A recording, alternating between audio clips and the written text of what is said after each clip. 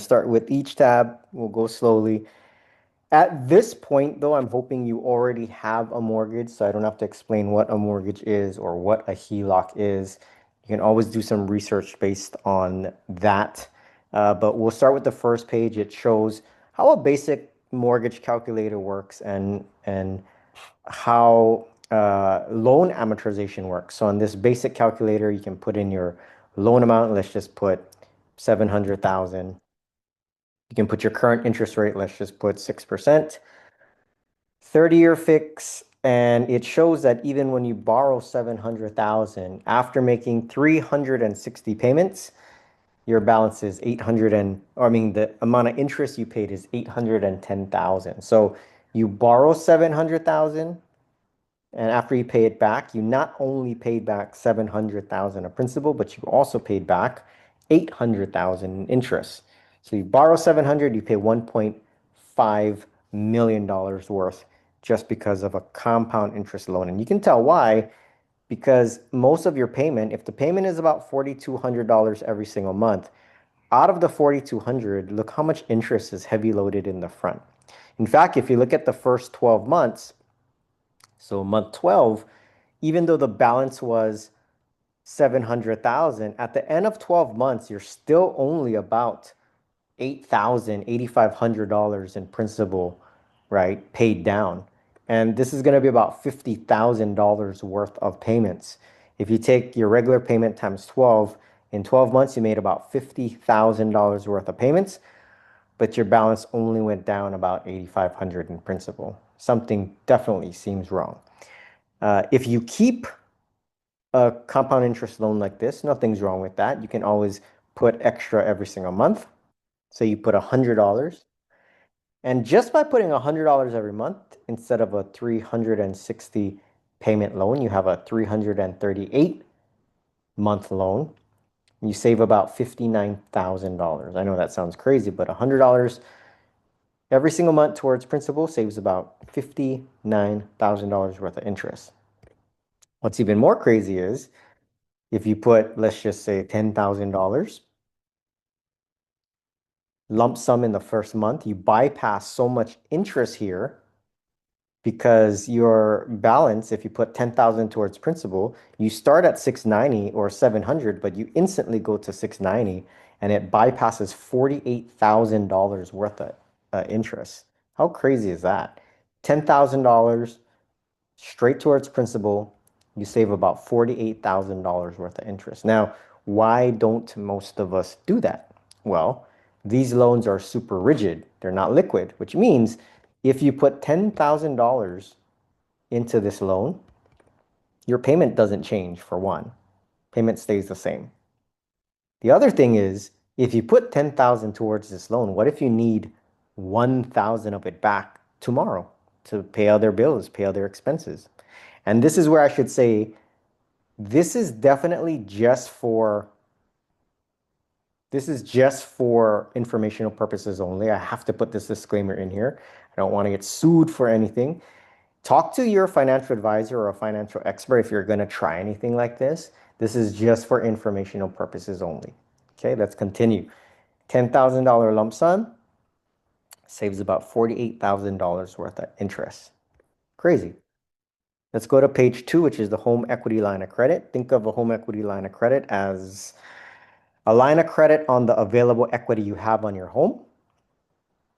And a lot of times people take out a home equity line of credit from the bank to go on vacation, send the kids to college, consolidate bills, whatever it may be. The cool thing about a home equity line of credit is that it's simple interest, not compound interest. Whereas the mortgage we're looking at on page 1 is compound interest. This is simple interest, which means your minimum interest due every single month is actually recalculated every single day based on your current balance. So there's no 360-month amortization, right, where it's heavy loaded interest in the front. All it is they take your balance times your interest rate, right, divided by the amount of days in the year or days in the month. And that amount of interest every single day is recalculated. And the importance of that is that if your balance changes or gets smaller, the amount of interest you pay also changes and gets smaller. And a home equity line, think of it like a credit card where if there's available credit, you can always borrow back. So in this scenario, when you put the $10,000 towards your mortgage, you can't instantly borrow it back in case of emergency. Whereas the HELOC, if you put 10,000 in, you can always take it back. If you didn't use it for anything else, you can always borrow it back in case of emergency. And the reason that's important is think about your checking account. You get paid, money comes in, and then what happens? It sits there in your checking account, doesn't do anything for you. All it does is sit there until you have to pay your bills. So for this example, let's just say you do get paid $5,000 every first and the 15th, and you do have bills of $6,000 a month. And let's give you a high interest rate. In fact, equity line rates are typically lower, but they're adjustable. But they usually give you a lower intro rate. But let's make it worst case scenario, 7.25. And let's say you get paid every month and then your expenses go out every single month.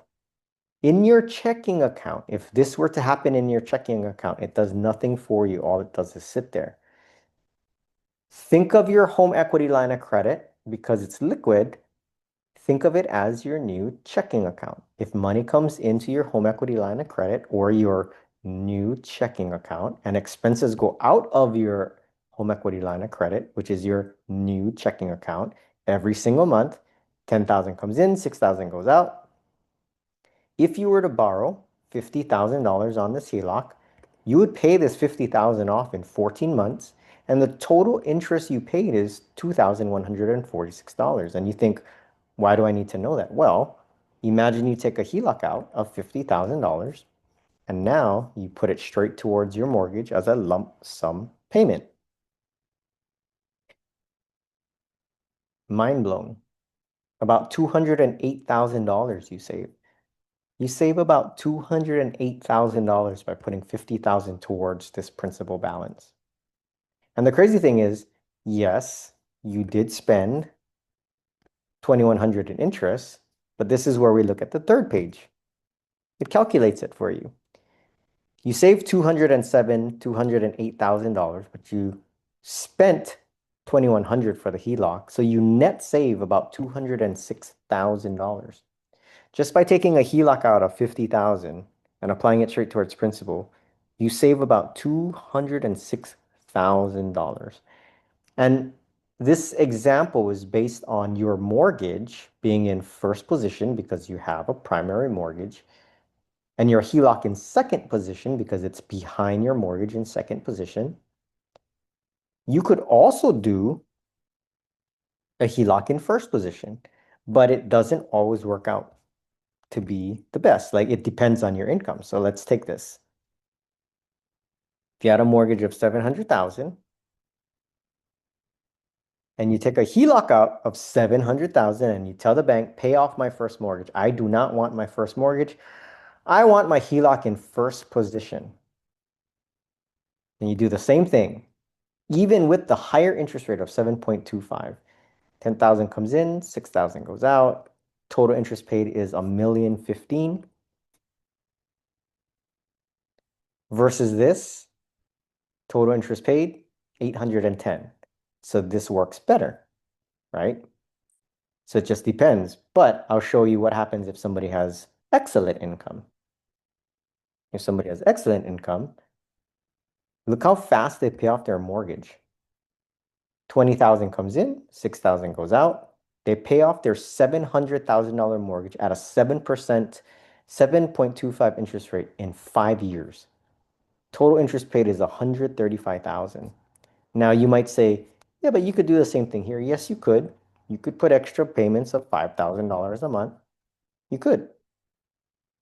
But a lot of times the question is, would you? Because once it's in this mortgage, it's stuck in this mortgage. It's rigid. It's not liquid. And that's why it really depends. Each person has a different, game plan, depending on your income, depending what works best for you. Some of us have an excellent rate because we got the rate during COVID. So let's just say you had 3% on 700.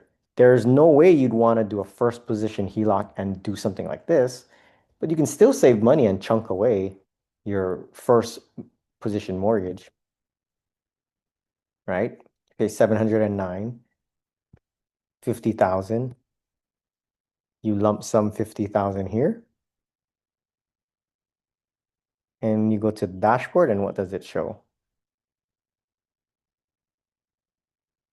You net save 66,000. So a couple different things you can look at. But if you have any questions, I'm sure you can just reach out to me, whether it's leave a comment on the YouTube page or whatever it may be. It's not for everybody. You do have to be somewhat disciplined and you have to create a good budget. But if you're a homeowner, I do believe you understand how important creating a budget is. This is just an extra tool that can be used to help you build wealth faster.